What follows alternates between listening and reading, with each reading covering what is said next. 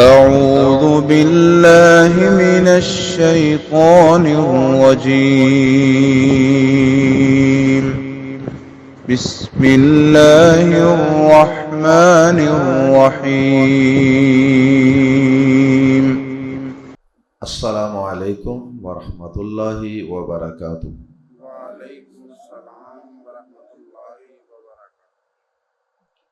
سورہ صافات آیت نمبر 99 سے 113۔ ان الحمد للہ والصلاة والسلام علی رسول اللہ اما بعد۔ اعوذ باللہ السمیع العلیم من الشیطان الرجیم من ہمزہ ونفخہ ونفثہ۔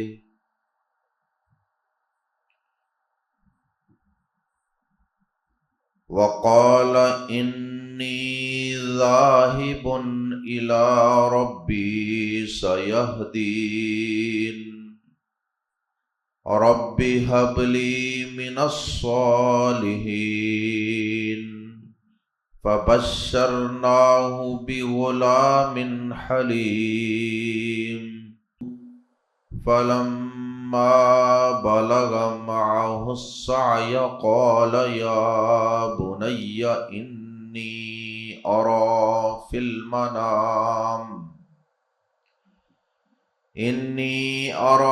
في المنام أني أذبحك فانظر ماذا ترى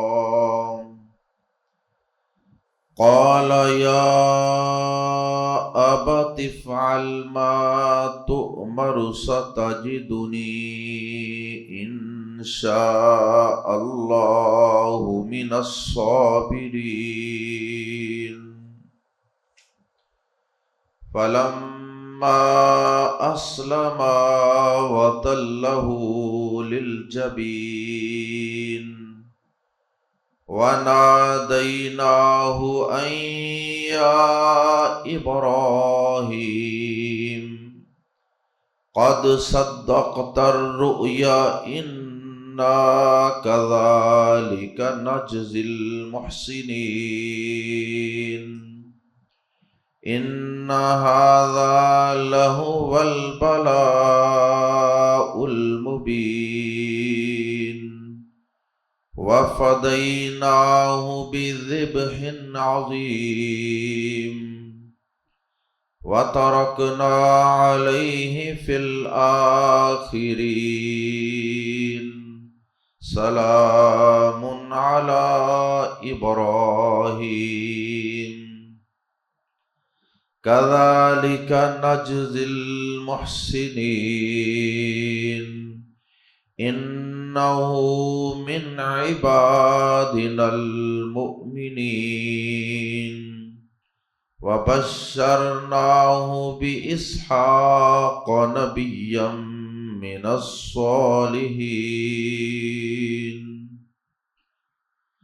وباركنا عليه وعلى إسحاق ومن ذريتهما محسن وظالم لنفسه مبين۔ حضرت ابراہیم علیہ السلام کو جب آپ کی قوم کے کافروں اور مشرکوں نے بتوں کو توڑنے کی پاداش میں اور ان کی توہین اور گستاخی کے جرم میں ایک بہت بڑے آگ کے الاؤ میں پھینکا اور اللہ کے حکم سے وہ آگ ابراہیم علیہ السلام کو جلانے کی بجائے ان کی محافظ بن گئی، تو ابراہیم علیہ السلام صحیح سلامت باہر نکل آئے۔ جب ابراہیم علیہ السلام صحیح سالم باہر نکل آئے تو ابراہیم علیہ السلام پر چاہیے تو یہ تھا کہ بہت سے لوگ ایمان لے آتے ان کے اس معجزے کو دیکھنے کے بعد، لیکن کیا کیا جائے آباء و اجداد کی اندھی تقلید کا، کیونکہ وہ لوگ سالہ سال سے اپنے باپ دادا پردادا سے انہی بتوں کو اور انہی سورج چاند ستاروں کو پوج رہے تھے، اس لیے وہ اپنے اس عمل پر نادم اور شرمندہ نہیں ہوئے، بلکہ اپنے باپ دادا کے اس مشرکانہ دین اور عقائد پر قائم رہے، ڈٹے رہے۔ سچ ہے کہ جب انسان کے اندر اندھی تقلید ہو، شعور اور تحقیق اس کے اندر موجود نہ ہو، اور پھر وہ کسی کی بات کو ضد، ہٹ درمی اور تعصب کی وجہ سے نظر انداز کرنا شروع کر دے تو پھر بڑے بڑے معجزات بھی انسان کو فائدہ نہیں پہنچا سکتے۔ یہی ہوا ابراہیم علیہ السلام کی قوم کے ساتھ۔ انہوں نے حضرت ابراہیم علیہ السلام پر ایمان لانے کی بجائے اپنے باپ دادا کے دین پر ہی ڈٹے رہنے کو ترجیح دی۔ صرف اور صرف حضرت ابراہیم علیہ السلام کے ایک بھتیجے حضرت لوط علیہ السلام، جو آگے چل کے اللہ کے پیغمبر بھی بن گئے، حضرت لوط علیہ السلام صرف ایمان لائے تو حضرت ابراہیم علیہ السلام نے جب قوم کو ہر طریقے سے سمجھا لیا، شرک کی ہر طریقے سے تردید اور مذمت کر کر کے دیکھ لی، انہیں توحید سمجھا کر دیکھ لیا، کسی طرح بھی قوم ماننے کے لیے تیار نہ ہوئی، تو حضرت ابراہیم علیہ السلام نے اللہ تعالی کے حکم کے مطابق، جیسا کہ ہر پیغمبر کو ہی اللہ کی طرف سے یہ حکم ہے کہ جب کسی علاقے میں تم سمجھو کہ یہاں لوگ دین کی دعوت کو قبول کرنے کے لیے کسی صورت تیار نہیں، اور خود بھی تیار نہیں، بلکہ تمہارے دین پر عمل کرنے میں بھی مشکلات کھڑی کر رہے ہیں، تو پھر تم ایسے حالات میں وہاں سے کسی اور علاقے میں ہجرت کر جاؤ، مائیگریٹ کر جاؤ۔ اللہ کی زمین بڑی وسیع ہے۔ تو ابراہیم علیہ السلام نے بھی اللہ کے اسی حکم پر عمل کیا، اپنی بیوی سارہ رضی اللہ عنہا علیہ السلام ان کو ساتھ لیا، اور حضرت لوط علیہ السلام کو ساتھ لیا، اور وہاں سے وہ وطن چھوڑ کر نکل کھڑے ہوئے کہ ان کو تو کوئی بات سمجھ نہیں آتی۔ اللہ اکبر، زبانی بھی سمجھا کر دیکھ لیا، اور بتوں کو توڑ کر ان کی بے بسی بھی واضح کر کے دیکھ لیا، نہیں سلجھنے کے لیے تیار، سمجھنے کے لیے نہیں تیار، تو ابراہیم علیہ السلام وہاں سے نکل کھڑے ہوئے۔ اب ابراہیم علیہ السلام جب نکلے ہیں تو ابھی اللہ پاک نے آگے ان کو ان کی منزل نہیں دکھائی تھی کہ جانا کہاں ہے۔ جس طرح موسیٰ علیہ السلام مصر سے نکل کھڑے ہوئے تھے اور منزل کا کوئی پتہ نہیں کہ کس ملک میں اور کس علاقے میں جا کر سٹے کرنا، تو ابراہیم علیہ السلام بھی ایسے ہی نکل کھڑے ہوئے۔ اللہ پاک نے جب اس کو منظور ہوا اللہ پاک نے پھر حضرت ابراہیم علیہ السلام کی رہنمائی فرمائی کہ اے ابراہیم اب آپ نے فلاں ملک شام کی طرف جانا۔ ملک شام میں ابراہیم علیہ السلام تشریف لے گئے۔ پہلے رہتے تھے عراق میں، اب چلے گئے ملک شام میں۔ وہاں جا کر جو انبیاء کرام کی سرزمین تھی، وہاں جا کر ابراہیم علیہ السلام نے زندگی گزارنا شروع کر دی، اور وہیں پر ابراہیم علیہ السلام کی ایک اور بیوی بھی بن گئی، جو انہیں ایک ظالم بادشاہ کی طرف سے سفر کے دوران ہی ملی تھی بطور گفٹ کے، اور وہ تھیں حضرت ہاجر علیہ السلام، جنہیں عام طور پہ لوگ ہاجرہ کہتے ہیں۔ حضرت ہاجر علیہ السلام وہ اللہ پاک نے آپ کو عطا فرما دی۔ بہرحال ملک شام میں جا کر رہائش پذیر ہوئے، وہاں اللہ کے دین کی دعوت کا سلسلہ شروع کیا، اور کچھ ہی عرصے کے بعد اللہ رب العزت کی طرف سے ایک اور امتحان آ گیا۔ پہلی بھی ساری زندگی امتحانات اور آزمائشوں ہی سے بھری پڑی تھی،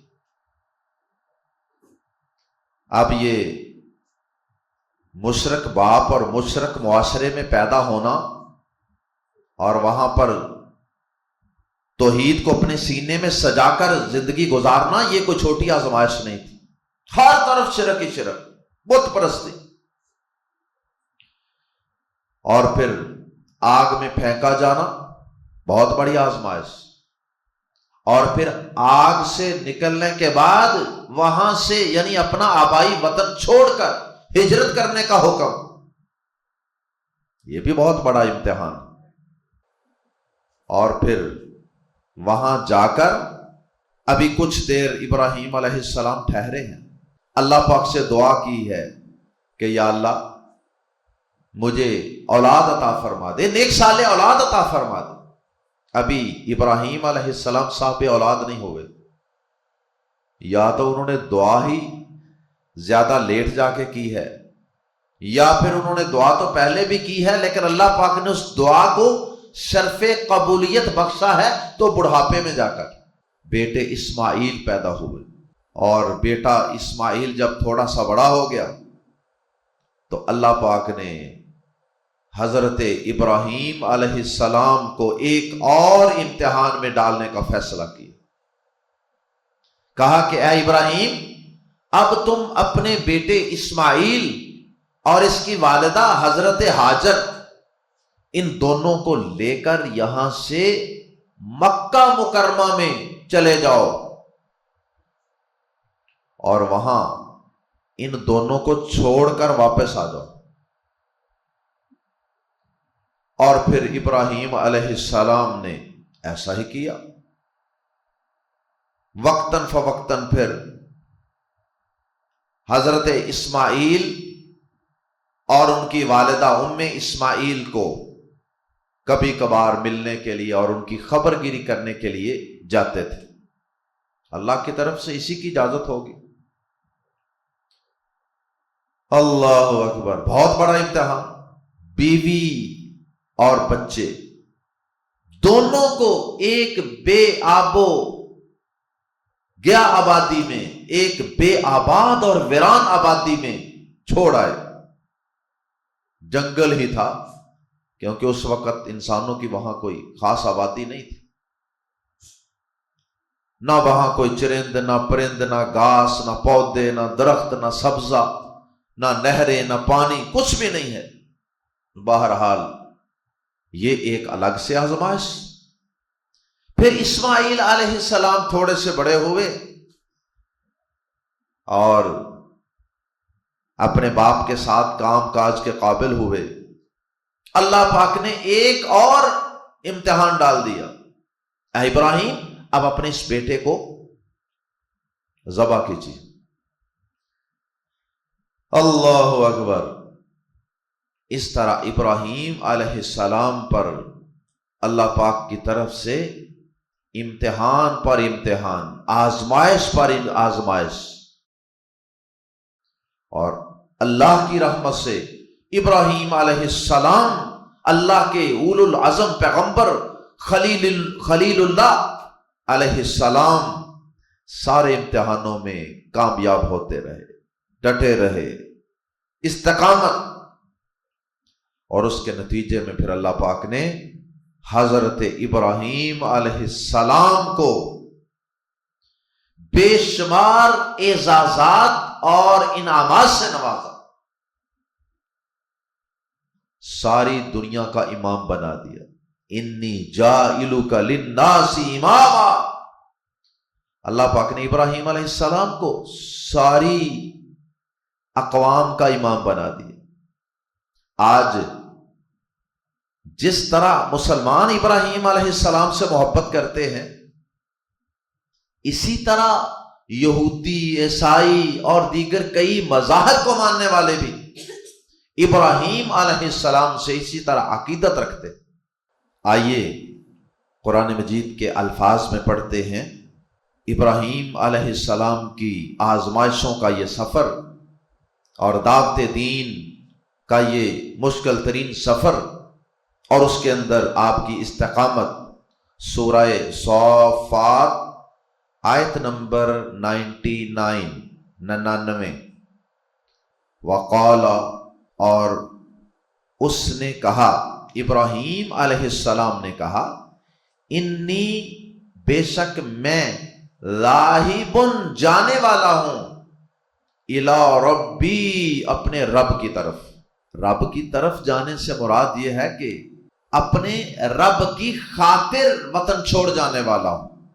یہاں رب کی عبادت کرنے کے لیے مشکلات ہیں، یہاں رب کی توحید بیان کرنے سنانے میں مشکلات ہیں، تو میں اپنے رب کی طرف جا رہا ہوں۔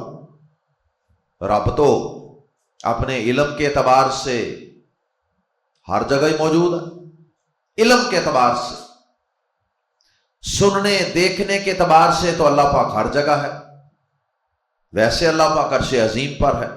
تو ابراہیم علیہ السلام نے یہ کہا کہ میں اپنے رب کی طرف جا رہا ہوں، یعنی ایسے خطے میں جا رہا ہوں جہاں رب کی عبادت، رب کے دین کا کام آسان ہوگا۔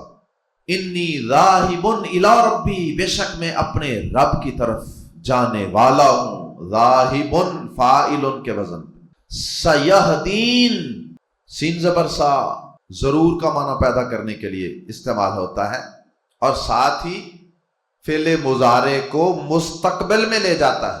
سیہدین، یہدین کا معنی وہ راستہ دکھاتا ہے یا دکھائے گا، اور سین کے ساتھ ترجمہ کریں گے سیہدین، وہ ضرور راستہ دکھائے گا، اور نون کے نیچے زیر یہ بتا رہی ہے کہ آخر میں چھوٹی یا تھی جو حذف کر دی گئی، تو یہ اصل میں تھا سیہدینی، تو اس یا کا ترجمہ کریں گے مجھے، وہ مجھے ضرور راستہ دکھائے گا۔ اس جملے سے بھی معلوم ہوتا ہے کہ ابھی ابراہیم علیہ السلام کو یہ پتا نہیں تھا کہ اللہ نے مجھے لے کر کہاں جانا، بس اتنا پتا تھا کہ اللہ نے یہ حکم دیا ہے کہ یہاں سے آپ ہجرت کر جائیں، نکل جائیں یہاں سے، اس لیے فرمایا کہ وہ مجھے ضرور راستہ دکھائے گا۔ اور یہ راستہ دونوں طرح کا ہو سکتا ہے، ایک ظاہری راستہ، سڑکیں، پگڈنڈیاں، کہاں سے گزر کے کہاں پہنچنا ہے، اور دوسرا جو مانوی اور روحانی راستہ ہے، ہدایت کا راستہ، دونوں راستے ہی اللہ پاک مجھے ضرور دکھائے گا۔ اور ربی، اے میرے رب، حب عطا فرما، حب کا معنی عطا فرما، وہاب بہت زیادہ عطا فرمانے والا، اور ربی، اے میرے رب، حب عطا کر لی مجھے، من الصالحین، جو نیکوں سے ہو، اے میرے رب مجھے عطا فرما جو نیکوں میں سے ہو۔ تو نیکوں میں سے جو ہوتا ہے وہ انسان ہوتا ہے نا، کو مال تو نیکوں میں سے نہیں ہوتا نا، مال دولت، تو معلوم ہوا کہ یہاں مراد ہے مجھے عطا فرما سے مراد ہے مجھے بیٹا عطا فرما جو نیکوں میں سے ہو۔ اللہ اکبر۔ معلوم ہوا ابراہیم علیہ السلام نے گویا کہ ہمیں یہ سکھا دیا کہ اللہ پاک سے جب بھی مانگو تو صرف اولاد نہ مانگو بلکہ نیک اور صالح اولاد مانگو۔ صرف اولاد تو انسان کے لیے بعض اوقات وبال جان بن جاتی ہے، تو اولاد بھی چاہیے اور صالح بھی چاہیے۔ ابراہیم علیہ السلام نے اپنے لیے بھی صالح بننے کی دعا کی ہے، سورہ شعراء میں ہے۔ آپ نے اللہ پاک سے یہ دعا کی تھی، رب ہب لی حکما والحقنی بالصالحین، اللہ مجھے صالحین کے ساتھ ملا دے۔ یوسف علیہ السلام نے بھی یہ دعا کی تھی، سورہ یوسف میں ہے توفانی مسلما والحقنی بالصالحین، اللہ مجھے فرما برداری کی حالت میں موت دینا، مسلم ہونے کی حالت میں موت دینا، اور مجھے اپنے نیک بندوں میں داخل فرما لے۔ تو یہاں ابراہیم علیہ السلام نے اپنی اولاد کے نیک ہونے کی دعا کی ہے، اولاد بھی مانگی ہے اور ساتھ صالح اولاد جس کا ہر کام صحیح ہو۔ فَبَشَّرْنَاهُ، تو ہم نے بشارت دی، خوشخبری دی، ہو اسے بھی کی، غلامن، ایک لڑکے کی، حلیم، بہت بردبار، فار بیئرنگ بوائے، تو ہم نے اسے ایک بہت حلیم لڑکے کی بشارت دی۔ حلیم کا مطلب ہے یہ بہت بڑی صفت ہے، بہت بڑی خوبی ہے۔ حلیم کا مطلب ہوتا ہے کہ جس کا ظرف بہت بڑا ہو اور جو بڑا صبر کرنے والا ہو، اور حلیم کا مطلب دوسروں کو درگزر کر دینے والا، جس کے اندر انتقام کا جذبہ نہ ہو، جو جذباتی نہ ہو، جو غصیلا نہ ہو، بات بات پہ وہ سیخ پانا ہو جاتا ہو، ٹھنڈے مزاج والا، تحمل والا، بردبار بھی اسی کا ترجمہ کیا جاتا ہے۔ تو ہم نے اسے ایک بہت بردبار لڑکے کی بشارت دی، خوشخبری دے دی۔ فلما، پھر جب بالغا، وہ پہنچ گیا، وہ غلام، غلام کا لفظ عربی زبان میں غلام جو نوکر وغیرہ ہوتا ہے نا، اس سینس میں نہیں استعمال ہوتا، بلکہ غلام کا لفظ عربی زبان میں لڑکے کے معنی میں استعمال، اردو زبان میں غلام کا اور معنی۔ فلما، پھر جب بالغا، وہ پہنچ گیا، مع، یعنی وہ بچہ، مع، ساتھ ہو اس کے، کس کے ساتھ؟ ابراہیم علیہ السلام کے ساتھ، السعی، سعی، دوڑ دھوپ کی عمر کو، السعی، بھاگنے دوڑنے کی عمر کو پہنچ گیا، یعنی کچھ جوان ہو گیا۔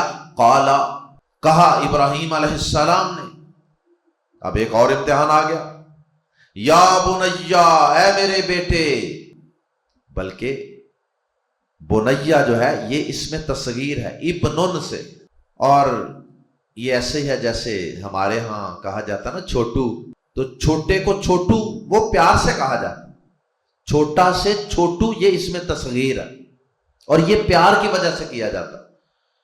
تو اس لیے یا بنیا، اے میرے پیارے بیٹے، تو پیار کے لیے یہ اس میں تصغیر استعمال ہوا ہے، یا بنیا، اے میرے پیارے بیٹے، یا اے میرے چھوٹے بیٹے۔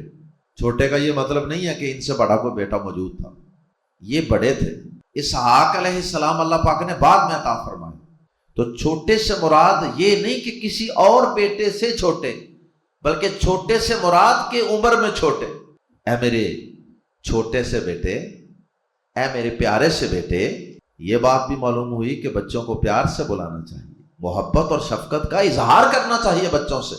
انی ارا، بے شک میں دیکھتا ہوں، فی المنامی، خواب میں، انی، کہ بے شک میں، اذبح، ذبح کرتا ہوں یا ذبح کر رہا ہوں کا تجھے، کہ میں تجھے ذبح کر رہا ہوں، فانظر پس دیکھ، ماذا کیا، ترا تو دیکھتا ہے، پس دیکھ لے کہ تو کیا دیکھتا ہے، یعنی میرے اس خواب کو تو کس نظر سے دیکھتا ہے، یعنی تیرا کیا خیال ہے، سو سی وٹ یو تھنک۔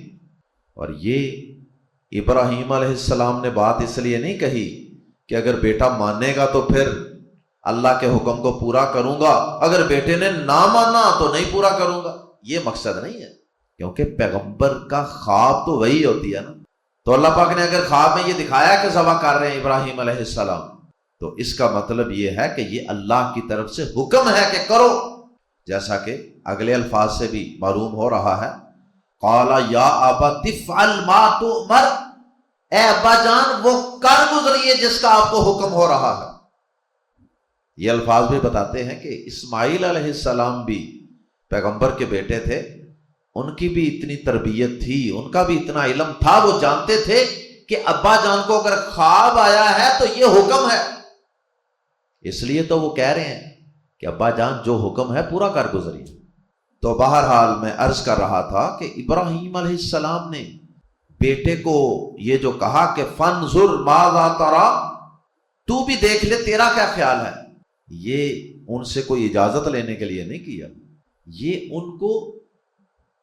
ان کو موٹیویٹ کرنے کے لیے اور ان تک اللہ کا حکم پہنچانے کے لیے، اور ساتھ ان کو اللہ کی اطاعت میں شامل کرنے کے لیے۔ اگر ابراہیم علیہ السلام ان کو زبردستی پکڑ کے ذبح کر دیتے یا سوئے ہوئے ذبح کر دیتے تو پھر اسماعیل علیہ السلام تو اللہ کے اس حکم میں شامل نہیں نہ ہونے تھے، لیکن جب بیٹے کو موٹیویٹ کر کے، ذہن سازی کر کے، مشورے میں شامل کر کے پھر اللہ کے حکم پہ عمل کیا، تو اب دونوں باپ بیٹا ہی اس عظیم قربانی میں شامل ہو گئے۔ باپ ذبح کرنے کے لیے تیار، بیٹا ذبح ہونے کے لیے تیار۔ اس لیے تو اللہ پاک نے فرمایا نا کہ آگے یہ الفاظ آ رہے ہیں، فلما اسلما، جب دونوں فرما بردار ہو گئے تو دونوں ہی اس حکم میں شامل ہو گئے۔ اللہ اکبر۔ اب وہ جو بیٹا جس کے لیے دعا کی تھی، یا اللہ صالح بیٹا، جس کے لیے اللہ پاک نے کہا کہ ہم نے آپ کو ایک حلیم اور تحمل مزاج اور بردبار بیٹا عطا کیا، وہ بیٹا کیسے کہہ سکتا تھا کہ ابا جی یہ تو بڑا مشکل کام ہے، وہ انکار کیسے کر سکتا تھا؟ قال، اس نے کہا، اسماعیل علیہ السلام نے کہا، یا ابتی، اے میرے باپ، اے میرے ابا جان، افعل، کر گزریے، ما جو تؤمر، آپ کو حکم دیا جا رہا ہے، تؤمر فعل مجہول ہے، جو آپ کو حکم دیا جا رہا ہے وہ کر گزریے۔ ستجدو، سین یہاں بھی تاکید کے لیے، زور کے لیے، ضرور، تاجدو آپ پائیں گے، نی مجھے، ستجدونی، آپ مجھے ضرور پائیں گے، انشاءاللہ، اگر اللہ نے چاہا، من الصابرین، صبر کرنے والوں میں سے، آپ مجھے انشاءاللہ صبر کرنے والوں میں سے پائیں۔ اللہ اکبر۔ ساتھ یہ تعلیم بھی دے دی اسماعیل علیہ السلام نے کہ کوئی بھی بڑے سے بڑا نیکی کا کام بھی کرنا ہے نا تو اللہ کی مشیت کے بغیر نہیں کر سکتے، تو یہ ضرور ساتھ کہنا ہے کہ انشاءاللہ، انشاءاللہ، اگر میرے رب نے چاہا، اگر میرے اللہ نے چاہا، انشاءاللہ، اگر اللہ نے چاہا۔ یہ ادب ہے اور یہ عقیدہ ہے۔ اور ایک بات ضمناً یہ بھی معلوم ہوئی کہ انشاءاللہ کو لکھنے کا صحیح طریقہ کیا ہے، وہ بھی سیکھ لیں اس آیت سے۔ ان الگ لکھنا ہے اور شاء اللہ الگ لکھنا ہے۔ 99% لوگ انشاءاللہ میں نون اور شین کو ملا کر لکھ دیتے، وہ لکھنے کا طریقہ درست نہیں ہے۔ ان الگ ہے اور شاء اللہ یہ الگ الگ الفاظ۔ فاتو، لما، جب، اسلما، دونوں نے حکم مان لیا، دونوں مطیع اور فرما بردار ہو گئے۔ اسلما، آگے الف، یہ دو کا معنی دیتا۔ وَتَلَّهُ، وَتَلَّا اور اس نے گرا دیا یا لٹا دیا، اسے جب جانور کو ذبح کرنے کے لیے لٹاتے ہیں نا زمین پہ، اس کے لیے یہ لفظ استعمال ہوتا ہے۔ وا اور تلا کا معنی گرا دیا، لٹا دیا، اسے اسماعیل علیہ السلام، للجبین پیشانی کی ایک جانب پر، للجبین یہ لمز لی علا کے معنی میں، علل جبین کے معنی میں ہے پیشانی کی ایک جانب پر۔ عام طور پہ اس کا ترجمہ کیا جاتا ہے پیشانی کے، لیکن صحیح اور تحقیق شدہ بات یہ ہے، لغت کی کتابوں میں بھی جبین کا معنی یہ سامنے والی پیشانی نہیں ہے، یہ جسے فور ہیڈ کہتے ہیں پیشانی، بلکہ پیشانی کی ایک جانب، یہ دائیں یا بائیں، یہ جو کنپٹیاں ہوتی ہیں ان کو کہتے ہیں جبین۔ تو ہمارے ہاں مفسرین بھی کئی اور مبلغین اور واعظین تو بہت ہی زیادہ ایسے انبیاء کرام کے جو واقعات ہیں قرآن مجید میں، ان میں اپنی طرف سے بڑا مرچ مسالہ لگا کر ان کو بڑھا چڑھا کر بیان کرتے ہیں، یا تو لوگوں کو رلانے کے لیے یا لوگوں سے داد وصول کرنے کے لیے کہ واہ واہ کیا بات، آش آش کر اٹھتے ہیں لوگ۔ تو لوگوں نے بڑا کچھ کہا بھی اور لکھا بھی کہ جی ابراہیم علیہ السلام نے اسماعیل علیہ السلام کی پیشانی کو یعنی چہرے کو نیچے کو کر دیا، نیچے کو یعنی الٹا کر کے لٹایا۔ یہ اگر ماتھا زمین پہ لگائیں، اگر جبین کا ترجمہ یہ ماتھا ہو، ماتھا نیچے لگایا جائے تو پھر ہی یہ کیفیت بنتی ہے نا جو لوگ بیان کرتے ہیں کہ جی مقصد یہ تھا کہ مجھے اسماعیل کا چہرہ نظر نہ آئے اور چھری چلاتے وقت میرے دل میں کہیں کوئی رحم کا جذبہ نہ پیدا ہو جائے اور وغیرہ وغیرہ۔ تو یہ سب باتیں بناوٹی ہیں، اور اسرائیلی روایات میں اس طرح کی باتیں زیادہ سے زیادہ ہو سکتی ہیں، ورنہ ابراہیم علیہ السلام اللہ کے حکم کو پورا کرنے کے لیے تیار تھے، اور اسماعیل علیہ السلام ذبح ہونے کے لیے تیار تھے، اللہ کا حکم پورا کروانے کے لیے تیار تھے۔ تو اس کا ترجمہ یہ ہے کہ وَتَلَّهُ اور اس نے گرا لیا اسے، ابراہیم علیہ السلام نے گرا لیا اسماعیل علیہ السلام کو، للجبین پیشانی کی ایک جانب، ہم اس کا ترجمہ پیشانی نہیں کریں گے بلکہ پیشانی کی ایک جانب۔ اور جانور کو جب ذبح کرنے کے لیے لٹایا جاتا ہے تو ایسے لٹاتے ہیں، اور اس کا منہ قبلے کی طرف کو کر دیتے ہیں جانور کا، اور وہ ایک پہلو پر لیٹا ہوتا ہے، پھر اس پہ چھری چلانا ممکن ہوتا ہے۔ وَنَادَيْنَا اور ہم نے آواز دی، اسے، ان کے یا ابراہیم، یا ابراہیم، اے ابراہیم، قد یقیناً صدقتا تو نے سچا کر دکھایا ہے، الرؤیا خواب، یعنی وہی، یقیناً اے ابراہیم یقیناً تو نے خواب سچا کر دکھایا، اس لیے کہ ابراہیم علیہ السلام نے تو اپنی پوری کوشش، طاقت، ہر چیز صرف کر دی اسماعیل علیہ السلام کو ذبح کرنے کے، انہوں نے تو کوئی کمی نہیں چھوڑی، انہوں نے تو ذبح کے لیے جو پروسیجر تھا اس کو فالو کیا، چھری بھی لی، بیٹے کو بھی لیا، ذہن بھی بنایا، رضامندی بھی لی بیٹے کی، پھر لٹایا بھی، پھر چھری چلا بھی دی۔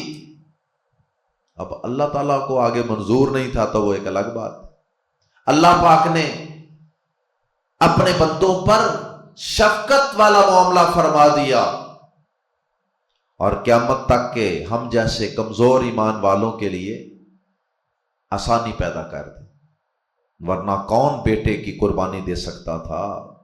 انا کذالک فرمایا یقیناً تو نے خواب سچا کر دکھایا، انا بے شک ہم کذالک اسی طرح نجزی بدلہ دیتے ہیں، جزا دیتے ہیں، المحسنین نیکوکاروں کو۔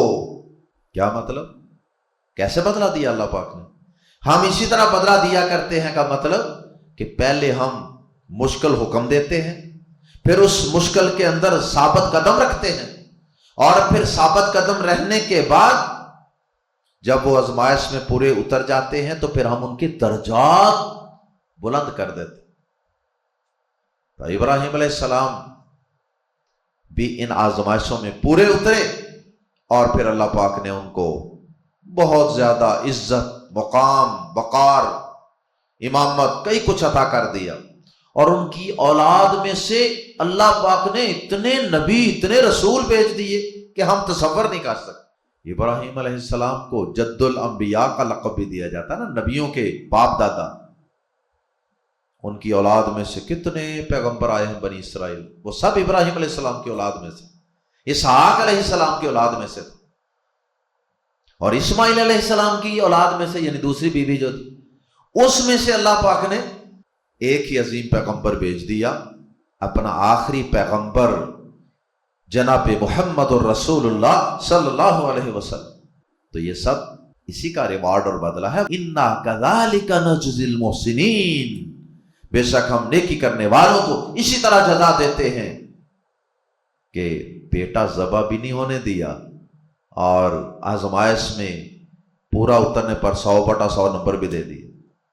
اِنَّ هَذَا، بے شک یہ لفظ بلا یقیناً، البلاء، یہی تو آزمائش ہے، المبین، واضح، بے شک یہی تو یقیناً کھلی آزمائش ہے، البلاء المبین، کلیئر ٹرائل، واضح آزمائش، واضح امتحان۔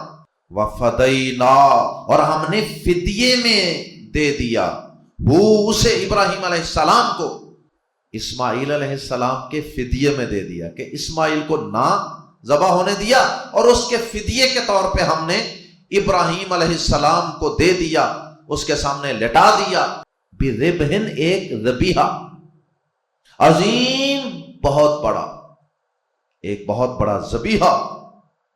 بڑا سے مراد وہ قد سائز میں بڑا نہیں، مقام اور مرتبے کے لحاظ سے ہم نے ایک عظیم ذبیحہ، ایک عظیم جانور انہیں عطا کر دیا۔ یہاں بھی بڑا کچھ لکھا ہے جی، وہ جنت سے آیا تھا، اور یہ وہ، اللہ اکبر، ایسی کوئی بات کسی صحیح حدیث میں موجود نہیں ہے۔ بس اللہ پاک نے ایک مینڈا، ایک ذبیحہ بھیج دیا، سینگوں والا تھا وہ۔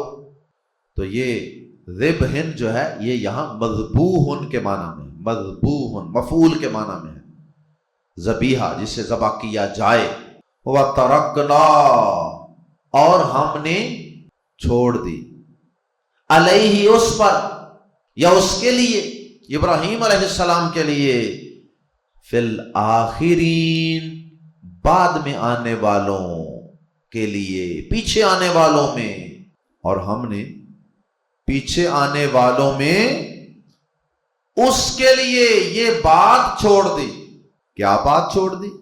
کہ بعد میں قیامت تک آنے والے لوگ حضرت ابراہیم علیہ السلام پر درود و سلام پڑھتے رہیں گے، سلامتی کی دعائیں کرتے رہیں گے، سلام علی ابراہیم، کہ ابراہیم پر سلام ہو، سلامتی ہو، رب کی رحمتیں نازل ہو۔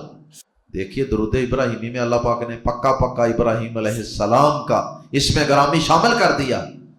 قیامت تک آنے والے مسلمان جب درود ابراہیمی پڑھیں گے نماز میں، کما صلیت علی ابراہیم وعلی آل ابراہیم کما بارکت علی ابراہیم وعلی آل ابراہیم، یہ پڑھتے رہیں۔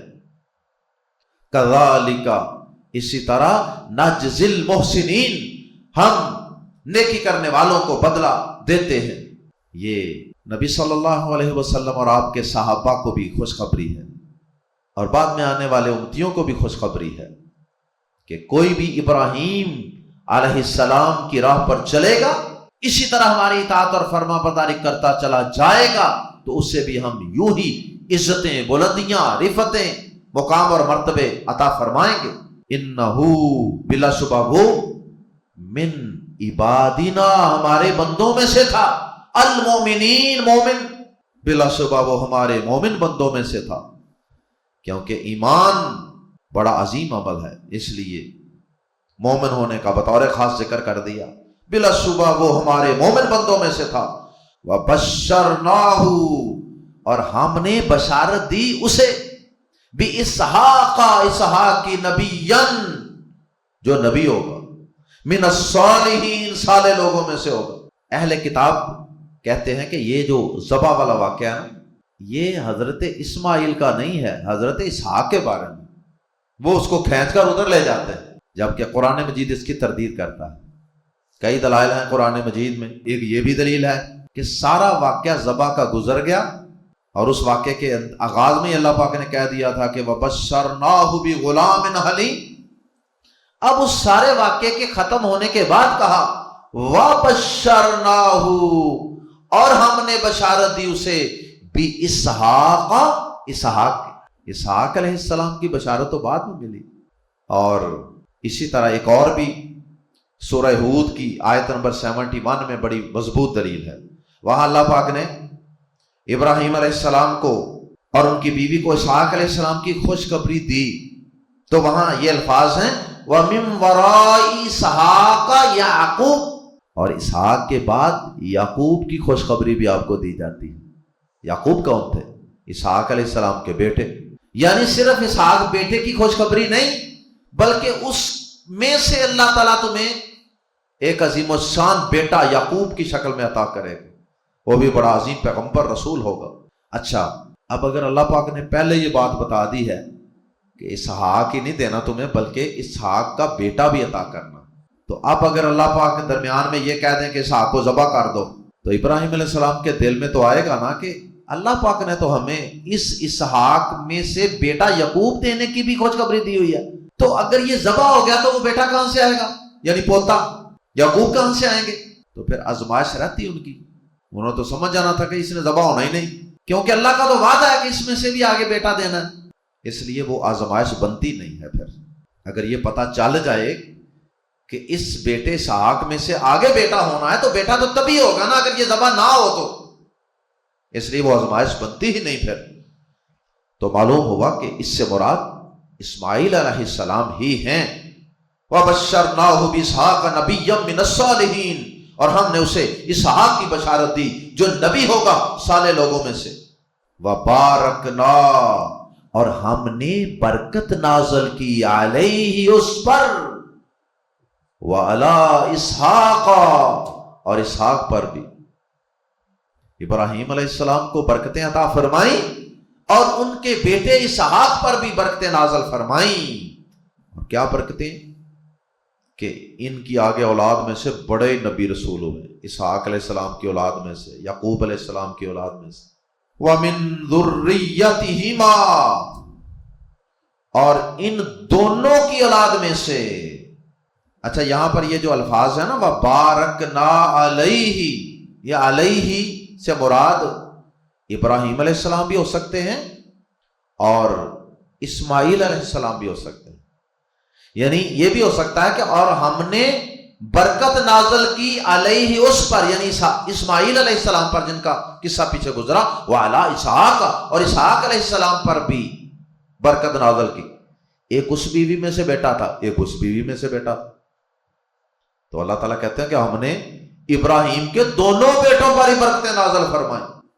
وَمِن ذُرِّيَّتِهِمَا، اور ان دونوں کی اولاد میں سے محسن، کوئی تو نیکوکار ہوگا، کوئی نیکی کرنے والا ہے، وَظَالِمٌ، اور کوئی ظلم کرنے والا ہے، لِنَفْسِهِ، اپنے آپ پر، مبین، واضح ظلم، یعنی انہی کی اولاد میں سے کوئی مواحد ہوگا، کوئی مشرک ہوگا۔ مشرک سے بڑا اپنی جان پہ ظلم کرنے والا کون ہے؟ یہ واضح ظلم ہے اپنی جان پہ۔ اور اس کے علاوہ اس کا مطلب یہ بھی ہے کہ ان کی اولاد میں سے کوئی فرما بردار ہوگا، کوئی نافرمان ہوگا۔ مطلب یہ ہے کہ کوئی یہ نہ سمجھے کہ اب ان کی اولاد میں سے قیامت تک جتنی بھی مخلوق آئے گی، جتنے بھی لوگ آئیں گے، وہ سارے بخشے بخشائے ہیں، ایسا ہرگز نہیں۔ نبیوں رسولوں کی اولادیں بھی اگر مشرک ہوں، نافرمان ہوں اللہ کی، تو ان کی بخشش صرف اس وجہ سے نہیں ہو جائے گی کہ وہ نبیوں کی اولاد۔ اللہ تعالی ہم سب کو انبیاء کرام کے نقش قدم پہ چلنے کی توفیق عطا فرمائے۔ اللہ ان انبیاء کرام کا، ان اللہ مقدس ہستیوں کا جنت میں ساتھ نصیب فرما دینا۔ اللہ ان کی صحبت مجلس اور ان کی زیارت نصیب فرما دینا۔ سبحانک اللہم و بحمدک اشہد ان لا الہ الا انت استغفرک و اتوب الیک۔